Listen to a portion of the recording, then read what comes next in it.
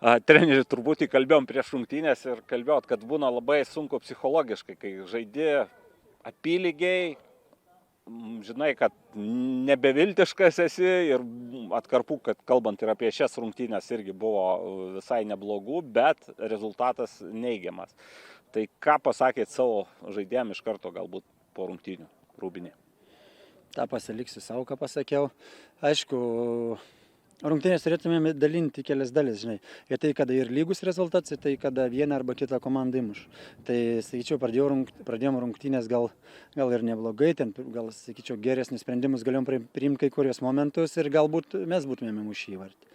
Po to, aišku, kai varžovas įmušė įvartį, tada jau jautis, kad varžovas turi iniciatyvą ir psichologiniai pusėje mums sunkiau, varžovas turi ten ne vieną momentą ir matos, kad tiesiog palūštam kai kurios momentus ir tą sunkuokai išgyveninti, nes žinom, kad keletą rungtynių eilė ir toks atrodo esam konkurencingi, viskas tvarkoja ir vis tiek tas, žinot, fortūna daug ką lem. Nuo antrą kėlinį pasidarėm keitimus, galbūt norėjau iš kai kurių, kad dar geriau, bet nesužaidėm tai, bet aišku išsilyginom ir matėm, kaip išsilyginom jau ir varžovas tada jau tokia duobelė, atrodo mes turėjom vieną kitą momentą, bet kaip matėm, turim problemų prie standartų, jau kelintas kartas ir vėl nežinau, reikia.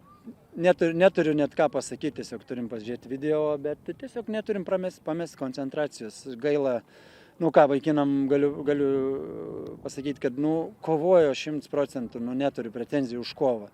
Trūksta dar kai kur, sakykime, be kamulio kovojam, su kamuliu reikia dar daug padirbėti, bet prie standartų, nežinau, kažkur pametam koncentraciją, sunku ką pasakyti. Na ir varžovai, tiesą sakant, ir turėjo žaidėją, kuris tuos standartus gerai atlieka. Kita vertus ir jūs taip pat įmušėt irgi po standarto. Tai čia standartai, kaip sakoma, yra labai svarbi futbolo dalis. Pirmą kartą šį sezoną, sakėt, iš vis net nesitreniravot ant natūralios vejos. Ar turėjo įtakos žaidimui ir kaip jums pati vejos kokybė, nežinau, aplinka? Šiaip aplinka veja, viskas ir tvarkoja. Aš manau, jeigu tu žaidi futbolą, tu gali žaisti ir ant sintetiks, ant vejos. Tiesiog čia yra pašaliniai dalykai, apie kurios tiesiog, jeigu tu išeini, žaidi ir nesvarbu ko. Atiduodi visas jėgas, gali žaisti kėlinį, žaidi kėlinį, gali žaisti du, žaidi du. Tai viskas yra paprastai. Tiesiog reikia žaisti futbolą ir mėgautis to.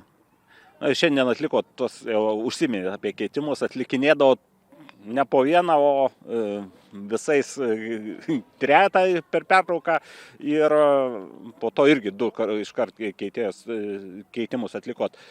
Tas trejetas daugiau buvo orientuotas į ataką, nes būtent atakuojančių žaidėjus keitėte. Norėjom pagyvinti ir jeigu taip paėmus į tą trečdalį tą antro kėlinio, tai keitimai pavyko, ar ne? Suagresyvėjom, įmušėm įvartį, bet vėliau vis tiek kažkur kažkas ir tai, ką žinau, iš dalies pasiteisino keitimai, iš dalies kažkur galbūt ne.